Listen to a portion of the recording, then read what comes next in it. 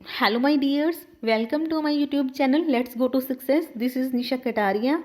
आज हम स्टार्ट करने जा रहे हैं इंटरनेशनल बिजनेस। इसमें दो वर्ड्स यूज़ किए गए हैं, इंटरनेशनल एंड बिजनेस। इंटरनेशनल का मीन है beyond the boundaries of country, यानी कि अपने देश की बॉर्डर्स को क्रॉस करके दूसरे कंट्रीज के साथ इंटरकनेक्टेड होना। और बिजनेस का मीन्स है इसमें ऐसी एक्टिविटीज़ को इंक्लूड किया जाता है जिसमें हम पैसा कमाने के लिए गुड्स और सर्विसेज को सेल परचेज करते हैं। तो इंटरनेशनल बिजनेस का मीनिंग हुआ कि इंटरनेशनल लेवल पर हम गुड्स को सेल परचेज कर रहे हैं, तो हम उसे बोलेंगे इंटरनेशनल बिजनेस। अब देखिए, पिछले बहुत सालों में इंटरनेशनल जो बिजनेस है बहुत ज़्यादा फास्ट रेट पर इंक्रीज हो रहा है।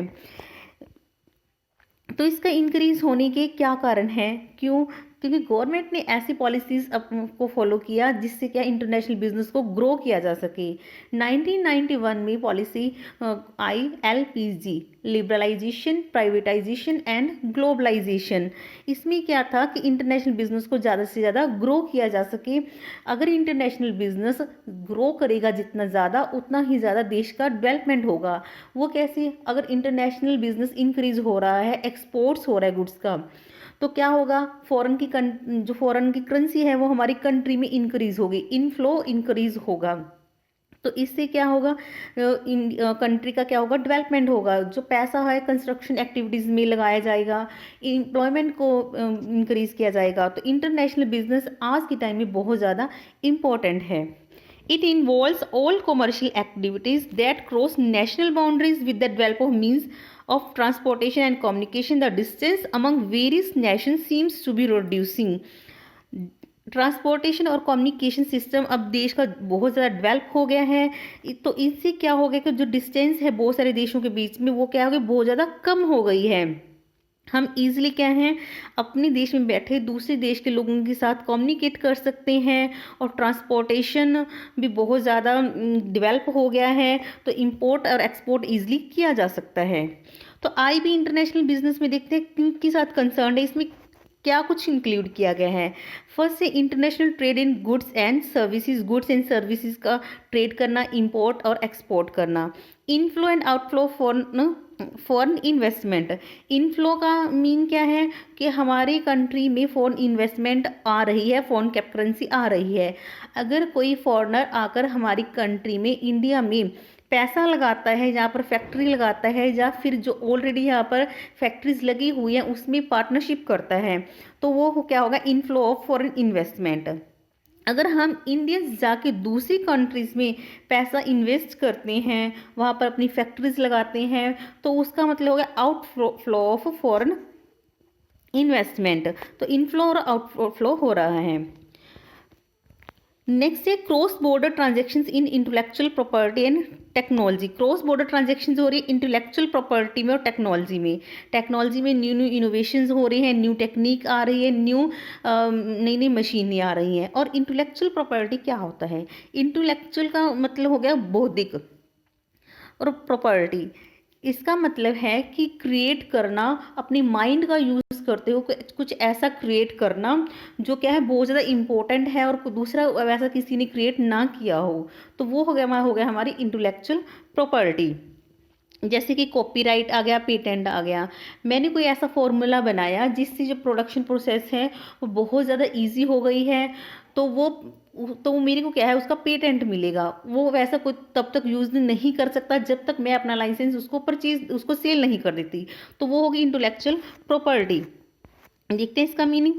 IP is A category of property that includes intangible creation of human intellect, like that copyright, patent and trademark.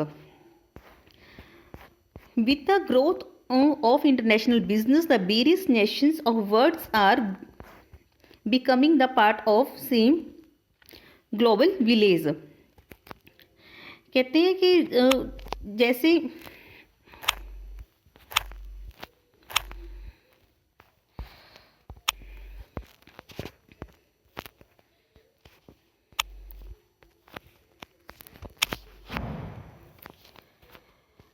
International business के ग्रो होने से जो पूरा ग्लोब है, पूरा वर्ल्ड है, वो एक गांव की तरह नज़र आता है। LPG liberalisation, privatisation and globalisation. Liberalisation का मीनिंग क्या है कि जो भी ट्रेड के बीच में बैरियर्स हैं उनको क्या कर देना, उनको रिमूव कर देना, सभी हर्डल्स को रिमूव कर देना, एक फ्री ट्रेड को डेवलप करना, tariff and non tariff barriers को हटा देना। और प्राइवेटाइजेशन का मीनिंग है कि जो सेक्टर्स हैं, फैक्ट्रीज हैं, इंडस्ट्रीज हैं, वो गवर्नमेंट अपने हाथों में ना रखकर प्राइवेट इंटरप्रेन्योर हैं उनको दे रही है।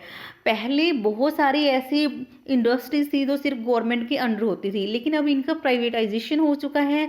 अब प्राइवेट इंटरप्रेन्योर क्या है वो इंडस्ट्रीज को लगा सकते हैं। और ग्लोबलाइजेशन का मीनिंग क्या है कि अपनी कंट्रीज के बियॉन्ड अपनी कंट्रीज की बॉर्डर्स को क्रॉस करके दूसरी कंट्रीज के साथ क्या करना, ट्रेड करना। तो एलपीजी पॉलिसी का मेन जो मोटिव था वो वही था कि इंडियन कंट्री को डेवलप किया जाए और इंटरनेशनल बिजनेस को प्रमोट किया जाए। नेक्स्ट है 3 सेक्टर्स ऑफ इकोनॉमी। देखिए अब हम इसमें देखेंगे कि इंटरनेशनल बिजनेस को ग्रो करने की ज़रूरत क्यों पड़ी। हम अपने देश में रहकर बिजनेस कर सकते हैं, यहीं पे पैसा कमा सकते हैं, इंटरनेशनल बिजनेस की ग्रोथ की ज़रूरत क्यों पड़ी। उससे पहले हम देखेंगे कि इकोनॉमी के 3 सेक्टर्स होते हैं, primary sector, secondary sector and tertiary sector. Primary sector में हम इंक्लूड करते हैं एग्रीकल्चर को, फॉरेस्ट्री को, हंटिंग को। इसमें ये है हमारा प्राइमरी सेक्टर। और सेकेंडरी सेक्टर में क्या है, जो हमने प्राइमरी सेक्टर से अचीव किया है और वो रॉ मटेरियल की तौर पर उसे हम कन्वर्ट करते हैं फिनिश्ड गुड्स में। इसमें सारी मैन्युफैक्चरिंग प्रोसेसेस आ जाती हैं। टर्शरी सेक्टर को सर्विस इंडस्ट्री भी बोला जाता है। इसमें सारी सर्विसेज आ जाती हैं, transportation and distribution, banking, insurance and health care. Tertiary sector भी प्राइमरी और सेकेंडरी सेक्टर पर बेस्ड है। अब देखिए जो इंडिया की इकॉनमी है वो प्राइमरी सेक्टर पर ज़्यादा बेस्ड है। जो हमारी इकॉनमी प्लानिंग की गई उसमें भी एग्रीकल्चर को ही ज़्यादा प्रमोट किया गया। लेकिन जो ज़्यादा इकॉनमी का डेवलप होगा वो तभी होगा अगर हमारी इकॉनमी में ज़्यादा जो शेयर है वो सेकेंडरी सेक्टर और टर्शरी सेक्टर का हो। तो गवर्नमेंट चाहती थी कि हमारी कंट्री का डेवलप हो कि प्राइमरी सेक्टर पर फोकस ना करके सेकेंडरी और टर्शरी सेक्टर पर फोकस किया जाए। और ये तभी इन पर फोकस तभी किया जाएगा, ट्रेजरी सेक्टर को तभी प्रमोट किया जाएगा, सर्विसेज को, अगर हमारे पास पैसा होगा। और वो पैसा कैसे आएगा, अगर हम इंटरनेशनल बिजनेस को प्रमोट करेंगे, ज़्यादा से ज़्यादा गुड्स को एक्सपोर्ट करेंगे तो हमारे पास पैसा आएगा।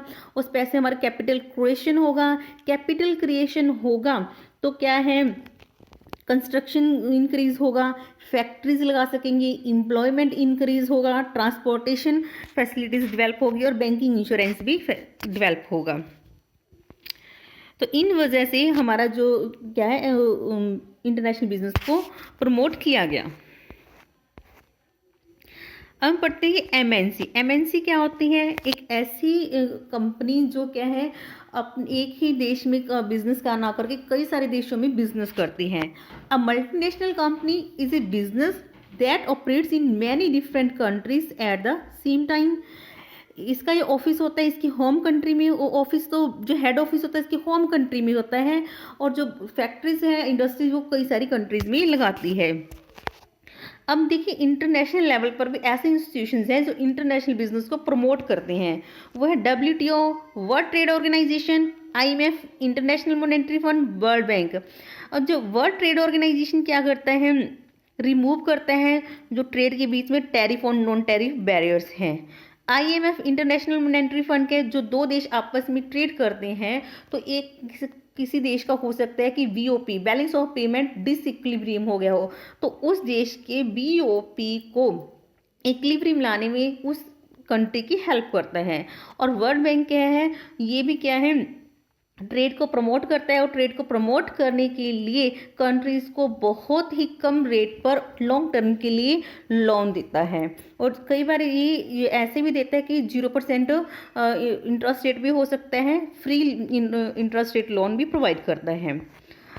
तो ये हमारा बेसिक था। आई होप आपको समझ आया होगा। Thank you and good luck.